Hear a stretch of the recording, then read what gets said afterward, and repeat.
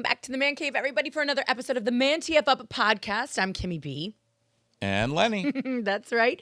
Before we go any further, please remember to like, subscribe, share, and follow. We are absolutely everywhere. And get ready to leave your comments. I promise you this is going to be an interesting episode. I say that because Lenny and I have already been going at it for about 40 minutes prior to even pressing record. Now, obviously, we've had some intense conversations, Len, to kick off the new year and to kick off season 3. It's an election year, so obviously, things are ramping up with regards to the immigration talk, to reproductive rights, education, ton of things that are going to be important to voters heading into November, and elections have already started in some places, especially with, primaries and things of that nature. But Len and I sat down today, and Lenny is convinced that America is being stolen from us and stolen very quickly. I'm not completely sure what that means, so that's the conversation that we're going to have today. I know you have a list of things, Len, so let's get into it. Let's get into it. America is being stolen and quickly. Yes. Talk to me. Well, I think America... If you look at all the things that are going on in America right now, between immigration, financial, education, patriotism, the country's being stolen from us. I just, like I said a few minutes ago, this generation is the least rah-rah America patriotic generation that's ever been. I mean, we're raising a generation of kids that dislike America. There's no pride in America anymore. And that alone can destroy our country. The fact that they've taken and put the electronic tracking on every dollar that goes through the United States. So, the fact that the dollar is not going to be the dominant currency in the world shortly. You're talking about across the board. Who do you think is going to replace the dollar? Is it going to be the yen? Is it? I don't know who's going to replace the dollar, and it doesn't matter who's going to replace the dollar. I mean, because it's fluctuated. The point is they've already said that the dollar in the oil business is going to no longer be the primary trade. Is going to be on the dollar. So when you start taking the dollar out of, which was really how we controlled everything in the world and stayed the superpower that we are, when you turn the dollar into a yen or a ruble or something else and it has no buying power anymore, stolen. It's the money that's being spent and siphoned out of our country by the billions and hundreds of billions of dollars every year. Hundreds of billions of dollars. It's being siphoned out of our country. Where's it going? Everybody's like, oh, well, the money in the Ukraine is paying for weapons from American manufacturers, so the money's not really leaving. No, the money's leaving. Those manufacturers, the people there had jobs already. The money is going, and all along the way, there's somebody taking a piece off of it. So, the financial system, the monetizing system, the influx of immigrants into the country that are being set free into the country without any background checks at all. And an American has to go through, you have to wait 3 days to buy a gun in America, or at least in Florida. You have to wait 3 days to buy a gun if you're an American citizen and you were born here, and they got to put a microscope up your ass. But people coming from third world countries where they have no respect for any authority at all are being set free in our country. So why do I think our country is being stolen from us? That's why. There's probably another half a dozen reasons why our country is being stolen from us. Unhealthiest country in the world. Unhealthiest developed country in the world. That's, why is that? Why is that? Why do our schools not teach kids or force them to go to PE or, why? Why? There's too many whys. And the American people have been trained not to question anything. How is that possible, though? Like, when you really think about who the American people are historically, right? And again, I'm not getting into the nuances of this. I'm talking about if you go back to the Revolutionary War, right? That's all we did was question things, right? Yeah. Like that was, or at least a sector of our people questioned things. Why are we being taxed without representation? You know, how are you making laws to govern us when you're literally an ocean away and have no idea what we're dealing with on a daily basis? You're expecting us to send back X, Y, and Z to you for profit, right? But you're not giving us the resources we need to defend X, Y, and Z, right? These are all some of the moving pieces that went into how we ended up being a sovereign nation, right? Otherwise, there'd still be statues of the British monarchy throughout our great land. And people got smarter, and, you know, the Industrial Revolution brought loads of money here, and, you know, people decided, you know, maybe we should set up a bank to loan the United States money so that we can make money off of it, you know, and it became a business. And when the United States became a business, that's just open for handouts. So, you know, and I mean, I'm all for big business. That goes without saying. Yeah. Am I for monopolies? No. Am I for big business getting their way because they have more money? No. But that's what it is, because everybody at the top got greedy and they pay everybody they need to. You know, you've heard of all these scandals of, you know, local construction companies, you know, found giving inspectors money, blah, blah, blah. You think that doesn't happen all the way up the chain? I mean, all the way up through Congress, the Senate, everywhere. It happens everywhere. You know, the fact that somebody developed an app to purchase stocks based on congressional members purchasing of stocks and it's making money, it's stupidity. It's fucking stupidity. But I think that the bigger question then is, Len, with all of this knowledge that we have now, what are you going to do with it, right? Like, and no, I say that because, Lenny, here's the issue.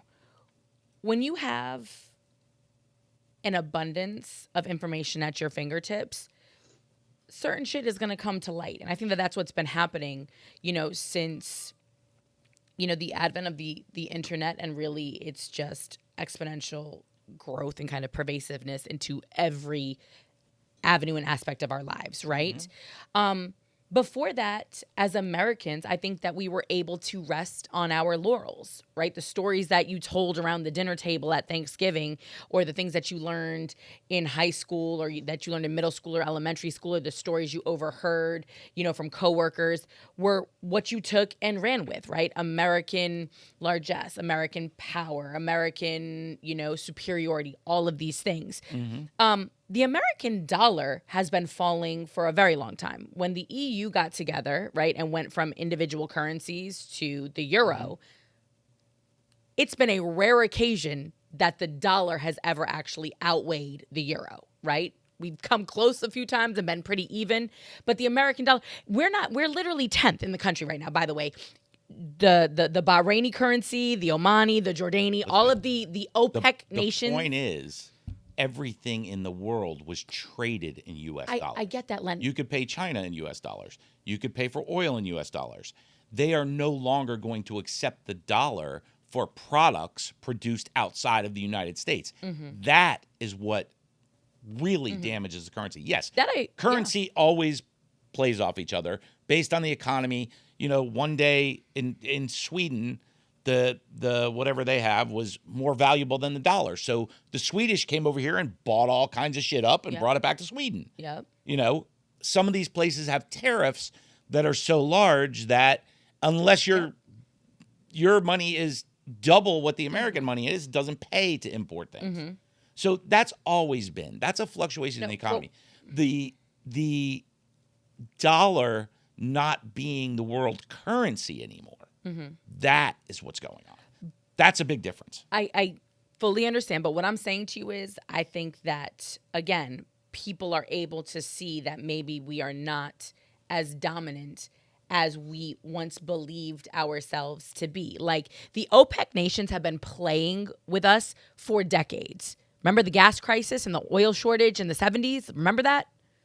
Like, where people queued up in line for hours. You had a day of a week when you could go fill up your tank. Like, people are tripping right now about gas prices and oil and things of that nature. And it's like, if you put it in perspective, been there, done that, and it was way worse 50 years ago. Not to justify what's happening, but again, this is history. Understanding history and knowing where you stand in the grand scheme of things. And that was why Jimmy Carter pushed for, energy, renewable energy. That was where the whole kind of solar movement started. I didn't know a lot of this until we started having these. I always knew about the gas crisis, and I knew about the shortage, and I knew about our dealings with OPEC and how that's always been a thorn in our side. And it's always been a great talking point for candidates ever since, right? Oh, oil independence for the U.S., energy sufficient, energy independence. And do you know that 100-mile by 100-mile solar field could power the whole United States?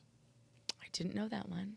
Yeah, that's. But what does it take to make? What does it take though to make the solar panels? Well, it doesn't matter what it takes to make the solar panels.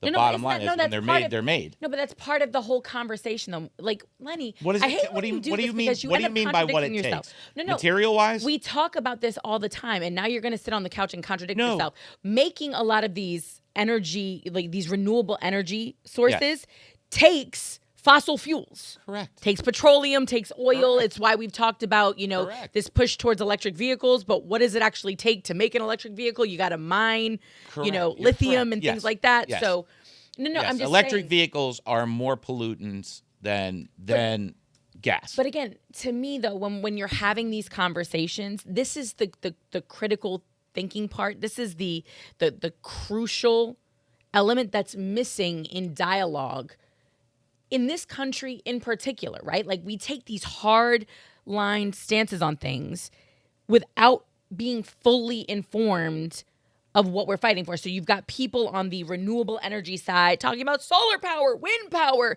you gas guzzling pieces of you're killing our planet, not understanding. And then the other people on the other side are like, fucking snowflake, and I want my dually, and how dare you try to tell me this, and all of these other things. But nobody knows all of, the information. And I feel like sometimes if I was, the person sitting nobody knows that diesels put out less pollutants than gas cars. Even though there's a big plume of black smoke, it's still... Isn't it less refined, like the process for it or whatever? It's less emissions out the tailpipe. Okay. So it's like... Well, isn't diesel a less refined... Yes. Fuel too, right? It takes more to burn. Okay. It's got to be compressed. It's less refined. Which means, there's obviously a process that goes into that too that I'm sure is... Yes. They're all processes.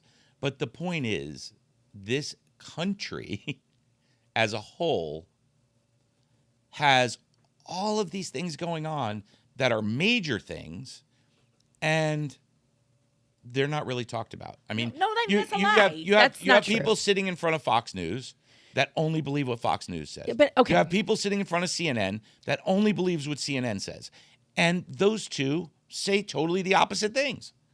Okay, totally the opposite. But we know this. So again, we know this. I know, Len. We know this. So then, but why do you give everybody else a pass? What's special about you? What's special about me?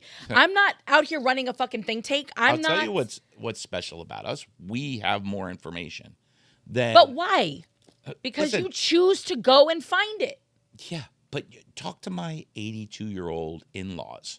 Okay, they're not surfing fucking the internet. They didn't have to, and they came from a generation that understood how to search a fucking encyclopedia and read a book and open up a newspaper. They also came from a generation that trusted what they heard on the news and trusted the government.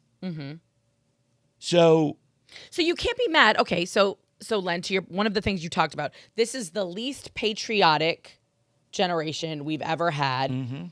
Again, I think it's safe to say you've got some people that are feeling a little disenfranchised, that are feeling beat down, that are feeling a little disillusioned by. So where is take your accountability to those people? No. They can be there. What do you mean? That is accountability. When you can step back and go, we're not as perfect a country as we once believed that we were. We bailed our banks out, but we won't bail students who took predatory loans out to go pursue a fucking a lifeline that was shoved down their throat. The system is rigged again. But that's what they're talking about right now.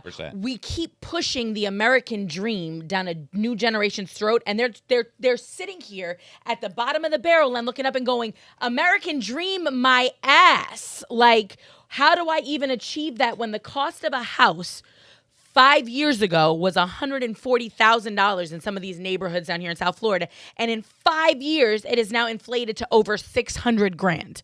Like, how do you keep up with that? Ain't no job in America giving you that much of a cost of living increase on a yearly basis. You think that's what's causing this generation to not be read the comments. Patriotic?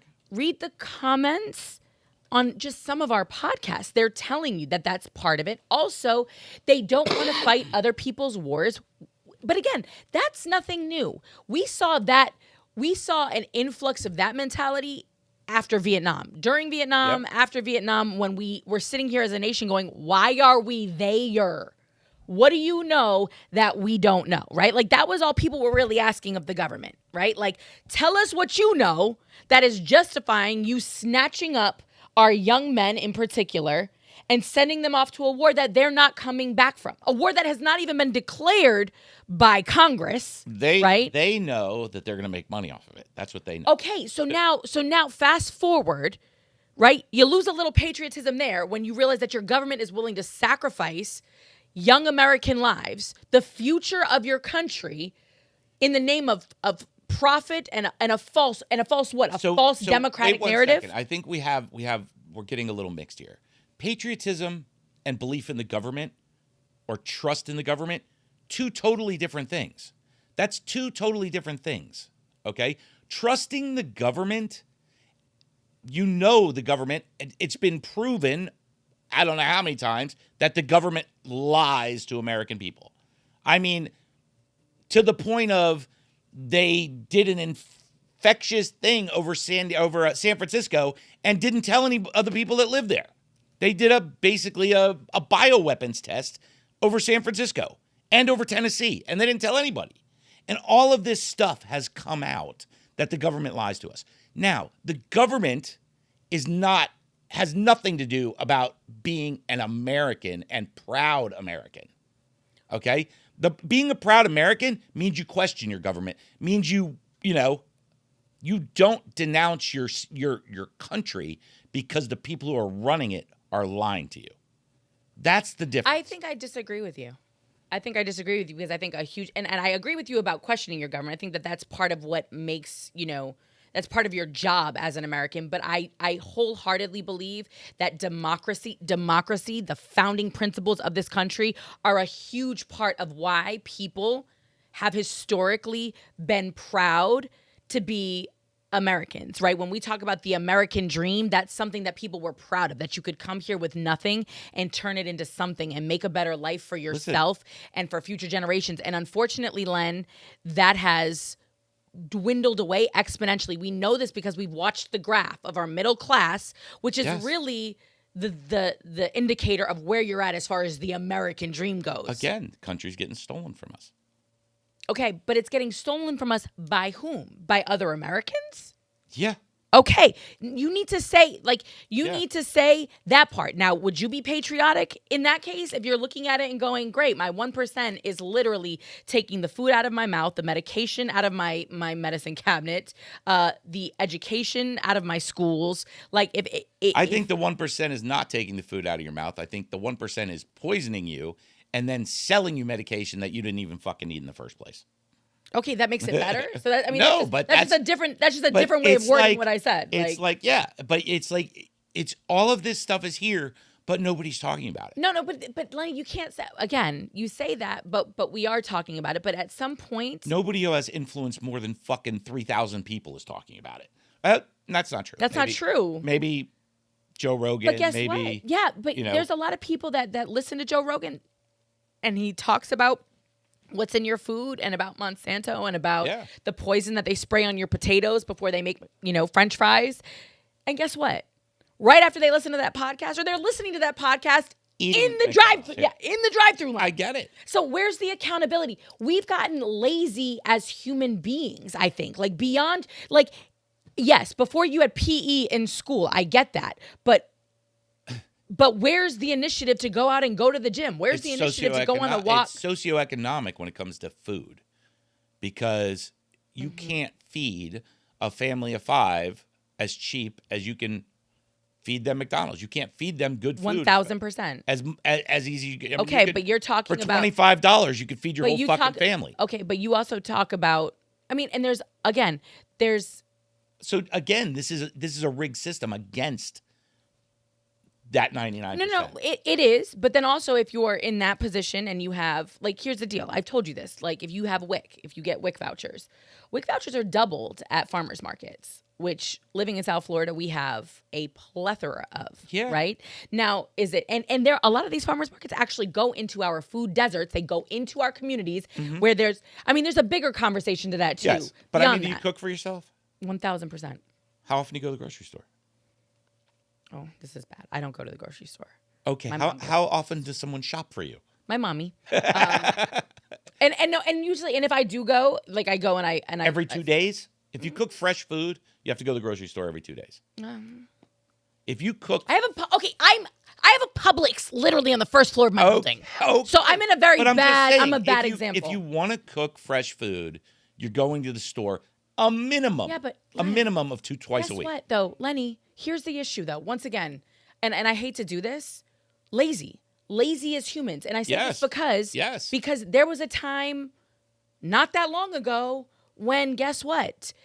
Not only was it going to the grocery store, it was going to the butcher shop, and it was going to the farm stand to pick up your fruits and your vegetables. Like, and let's it was be very typically clear. The wife going and doing it because that was her job, and the husband worked. Okay, that was that was the way it was. So I mean, but then you also had the milkman who dropped shit off at your house, and they brought the ice to you. I mean, like, and again, this was not that long ago, and I know this because I scroll TikTok and Instagram, and there are people who actually talk about these things. Like, the 50s, milkman 60s literally used to come to our house. My mom can testify to a time like that. People claim their brothers as the milkman, but my bigger thing is, and it always comes back to this ManTFup thing. If we're going to talk about manning up and being accountable and taking, they're not teaching kids how to write in cursive or even read in cursive. So what do you the label on the back of a box isn't written in cursive. We've had this conversation. I believe in the art of writing. I think that it speaks to, the Constitution, integrity of your education. And then we talked about this on one of our podcasts, and it was pretty split down the middle. Some people are like, it's a lost art, get over it, we're moving on. People type everything in their phones. But again, that's a level, like, we've gotten, we prioritize convenience over everything else. They don't do that, Lenny, in a lot of other countries, like, to the degree that we do it in this country. Oh yeah. Like, if you go to, there's a lot of posts right now on social media about people who have traveled abroad, right, which is a privilege in and of itself, been in Europe or whatever, and how they ate, quote unquote, worse than, they ever eat here. And they lost weight. They felt better than they've ever felt before, eating bread and pasta and cheese and meat and cream sauces and all of these other things. And, when the doctors weigh in and the experts weigh in and the nutritionists weigh in on these conversations, it's always the same thing. It's fresh. It's usually local. It's seasonal. There's no preservatives. And also the EU doesn't allow 98% of the bullshit chemicals, pesticides, and other things that our government allows to be put in our food.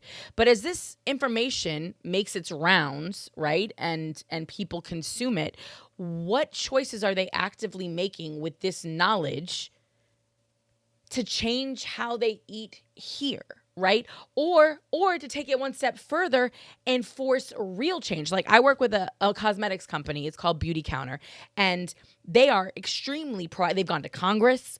You know, they work on legislation here and in Canada because this is where they feel they have the strongest, you know, opportunity to make the biggest difference.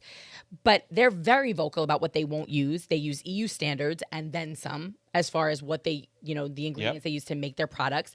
And they're out here trying to actively change legislation. So everybody who uses their products, they encourage, hey, sign this form, go to this website, right? They're doing what I think we talk about on this couch and on this podcast. They are using the platform that they have to really try to affect some sort of change.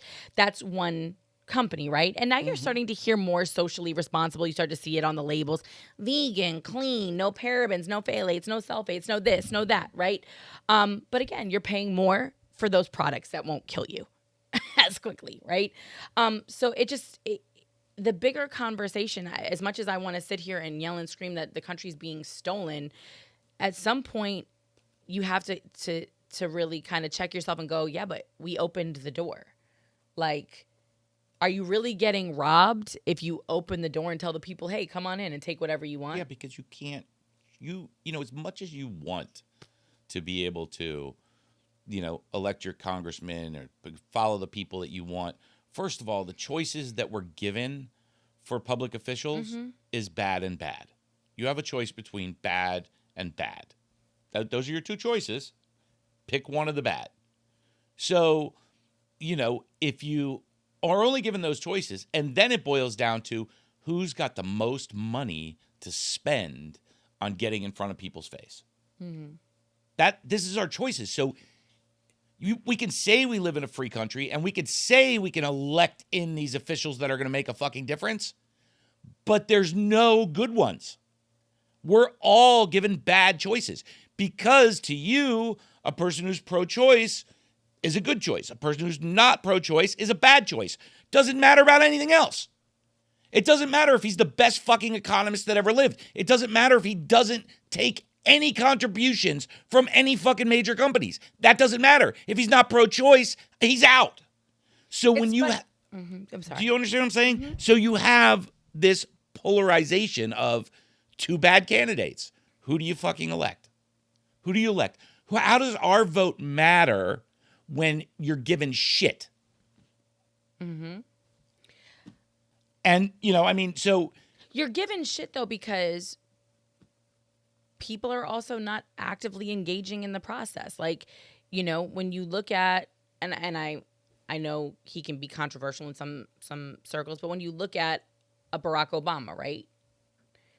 He kind of came out of nowhere, even though he didn't. He had been running in local, you know, elections in Chicago, and then he made it, you know, up the ranks to the state legislature. Then he made it as a senator, and they saw this guy and they said, hey, this is who we're going to back, right? Like that's kind of how that process works. But if you're not getting involved at a local level, if we're not getting new options, you know, on a state by state. Yeah, but see, the options boil down to who's playing ball and who's not. Goes back to what I was telling you about Soros and Koch brothers and those influenced in politics. They're not backing the person who's telling the truth. They're not backing the person who really wants change. They're backing the person that's going to go right along with whatever bullshit they want done.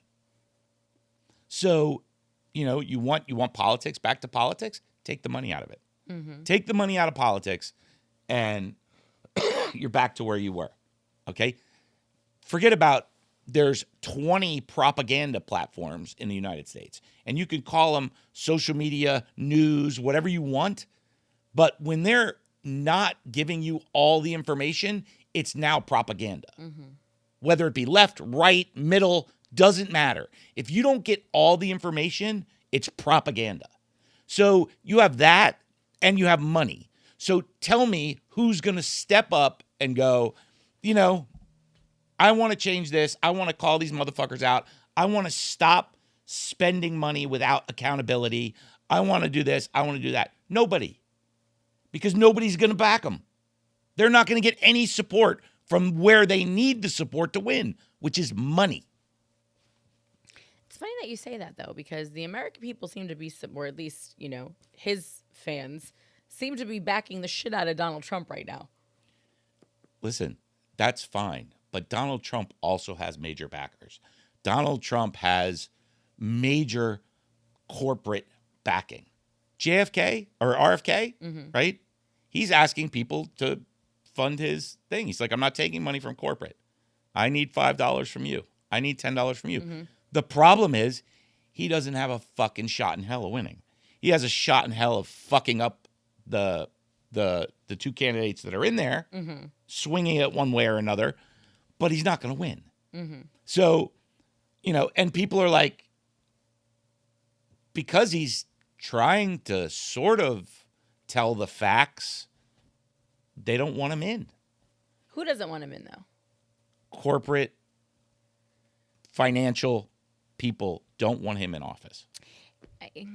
The people who run our country, which is the 1%. I get that. But at some point in time, though, again, it's like the information is there for you.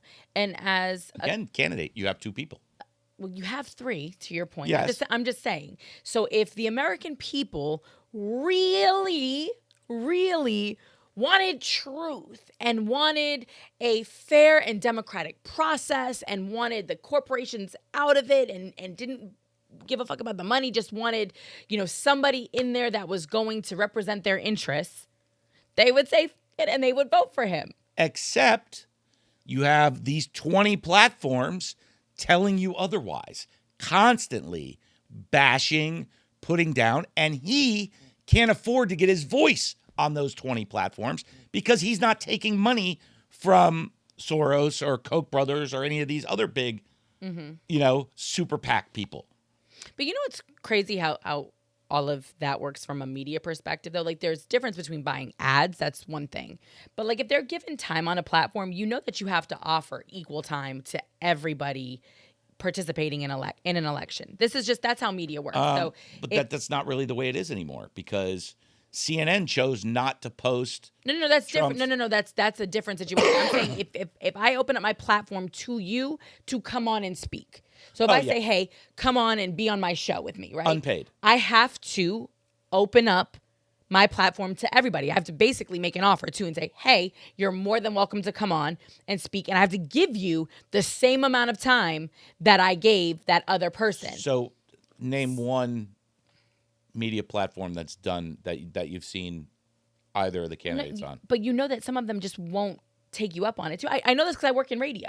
So there have been times, especially in local elections or whatever, or again, we've done it in presidential elections. If Obama had the opportunity to speak, we gave whoever was running against him the opportunity to speak. Sometimes they want to address those people. Other times they're like, fuck them. That's not my voting base, right? But you would think somebody who had the true interest of the American people in their heart and in their mind would say, I'm going to be on everybody's platform because I need everybody to buy into this. I'm not saying that there's not some congressmen, senators out there that really have their constituents at heart. I think there is some. There's not enough to make a difference. And, in the major hubs of this country where you have 1 million plus people in a city, there's no one because those people are, again, given 2 shit candidates that, you either shit on the left or you shit on the right. That's what you get. When you go to the smaller rural areas, you get people that get voted in based on their people and want to change for their, West Virginia, Podunk, Kansas, wherever. Those places have voices, but they're never going to win the majority. They're never going to be the majority because when it comes down to it, all of these hubs are voted in by people with mad money. But you even said it before we started this episode. You said that some of these big think tanks, some of these big, political, power drivers have realized that the president really doesn't control shit. So they've started funneling their money, down into these smaller Not started. elections. They've been doing it for a long the time. local elections. Yeah. Again, Len, but I told you before we started the episode, and I'm going to say it again. I felt and I feel vindicated in that because we are constantly talking to people about the importance of local elections and understanding how the entire system works and how funds get allocated and where it comes from and all of these things. But I want to go back to our country being stolen and the things that you mentioned. Every time we have a conversation, though, I always come back to the, okay, so how do you propose we fix things, right? And, we talked about immigration not that long ago when we were discussing Texas having autonomy over how they deal with the border, right? Versus the federal government intervening and trying to, lay claim to the situation. We talk about reproductive rights. The Supreme Court made a ruling and then it kind of went back to the states. And now you've got different legislation happening in pretty much all 50 states in this country. You have that with weed. Weed is still federally illegal. But again, so when you get into the nitty-gritty and we talk about patriotism and we talk about democracy and we talk about America, I still find it very difficult to pull the fibers apart because so much of who we are is wrapped up in what we supposedly stand for, right? Like when you talk about being an American, we're a melting pot of people. This is the land of opportunity. We were supposed to be the beacon of light to other places. I know, but Lenny, when you talk about patriotism and you talk about America and people taking pride in where they come from and it being the land of opportunity, and then the folks that watch this podcast are oftentimes, especially when you're discussing that younger generation who you don't feel is patriotic, are telling you why they feel it's lost some of its luster. Let me just ask about this generation, because I might be in tune with it a little bit because I have kids in this generation. How much do they want to work? How much do they want to do this? What do they think they're owed? What do they think they're fucking owed? Okay? Because I can tell you, it's nothing. It's nothing. If you want something in this fucking country, you get up off your fucking ass and you go fucking earn it. And it's available. It's there. You can be successful in this country, okay? But you cannot do it from your fucking couch or working fucking 20 hours a week at fucking Starbucks. It's not going to happen. Lenny, I work a lot more than 20 hours a week. I bust my ass.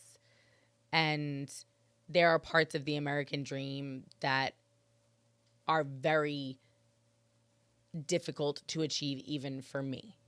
Okay. Do you understand what I'm saying? So when you sit there and you give them that rah bullshit, that's the thing that just makes you seem like you're disconnected. You're halfway through your life. Okay. You made decisions throughout your whole entire life. Okay, that have put you where you are. You could have bought a house 10 years ago. You could have bought an apartment 10 years ago. You would have been fine. Okay. Just because things cost more money now doesn't mean that the money's not out there to be made. And you're constantly, Kimmy, you work 2 fucking jobs, 3 fucking jobs. So what are you telling me? You any one of these jobs could catapult you. But you don't hear me. I don't take the stance that it's unattainable. You understand what I'm talking, because I get where you're coming from. What I'm telling you though is that you can be making. What you're telling me is it's not easy. It's not impossible. But it's somebody sitting there from a perspective of 30 or 40 years ago and not taking into account just so much has changed. We're not the same country that we were 20, 30, 40 years ago. The American dream is different. What it takes to achieve the American dream is very different. Look at the home ownership numbers in this country in 2024 versus what it was back in the day. Back to our country getting stolen from us, okay? Private corporations are buying up single-family homes. They are, but part of that is capitalism. So again, when you talk about what America is and the land of opportunity and all of these things, but that inflates the prices. Of course it does, but it's a bigger conversation that it's like, okay, there's a major overhaul that needs to happen. And guess what? That takes federal intervention, it takes state intervention, it takes Absolutely. legislation being written, but then you have the other sector that's benefiting from all of that stomps down and says, wait a minute, this is anti-American, right? So it's like that's where the hard line gets drawn in the sand. Either as Americans, we want to step up to the plate and acknowledge that some shit has gone off the rails, right? And in order, because guess what? We're no better than any of the other countries that we used to look down our noses at if this disparity in income and in those who have and don't have continues to widen at the rate that it is. Let me ask you this. What other country in the world has better opportunities for people to be successful? I mean, I only live in America, so I can't really speak beyond it. Okay. And I'm What pretty other sure what other countries in the world? What other countries in the world have 250,000 people trying to get in their country? That's what I'm saying to you. I say that all the time, though, and then you look at it like, so. I mean, I get that. Like I said it in the immigration issue. Like clearly, there's a reason why people are coming here. Yeah. So why is this whole entire generation not that what? What do you want them to do? Why don't they see that? Why don't they see that they still have opportunity that no one else in the world does? Here's the thing, though. Why do you think that they don't? Like, I don't know where you're getting this, like, because they're like, fuck America, fuck this. You're just as bad. You're just as bad as the members of that generation who are just generalizing. You're just as bad when you say that, because all they're doing is pointing out some of the things that they don't like. They're pointing out hypocrisy. They're pointing out some of the bullshit. They're saying, hey, guys, things are a little different than they were 30 years ago. Just, you're not in it to fully understand it. Like, you don't get to complain about the rate of inflation. You don't get to bitch about this is, the most egregious, economic. Why? I'm still living in this country. No. I'm still having to deal with this. I'm still having to pay more for gas. I'm still having to do all of this stuff. How can I not understand it? It's right here in front of me. I can't go out and buy fucking a house right now for X amount. It's triple the money. Lenny, it's triple the money, but there was a time, and you experienced it, when your $20 salary was effectively enough for you to raise a family and buy a home and all of these things. That $20 salary still exists 40 years later, only inflation has yes, inflation's out of control. I agree with that. But it didn't just happen in 3 years. No, country's getting stolen. Okay, but it's been getting stolen is part of the conversation that should be being had. And the reason why we're realizing it in 2024 and have been gradually realizing it more and more and more is because we have access to more information, which highlights the fuckery at a more profound rate. So you've got kids who have grown up also listening to their parents and their friends' parents and their teachers and their bitch about shit that's wrong in America. So now that 20-year-old who before 30 or 40 years ago might have only heard pro-America, had multiple members of their family who served, all of these things, were in National Guard. What happened? Part of that, you can't just blame it on this generation, though. People have raised them. This generation has become what it is because of the prior generation, the last 50 years. So you have to take 40 years. You have to take some responsibility for Absolutely. that. I have to take responsibility for that. I can only take accountability for my kids. And my kids have respect for people, and they have, manners, and, I'm forcing them to learn how to fucking write in cursive, or at least read it. It's not another language. It's not another language. It's like, you can't fucking sign your name. Are we going back to... Kids have no sense of entitlement. Of course they have a sense of entitlement. Of course they do. But that doesn't mean that they don't fucking know and respect what they have. Okay? Having, things, and your parents not forcing you to work a job, 9 to 5, whatever, when you're 14 years old, that doesn't teach them respect necessarily. That's a way to... But you can teach your kids to respect things without... It's funny that you brought that up, though, because I was actually thinking about that on the way in.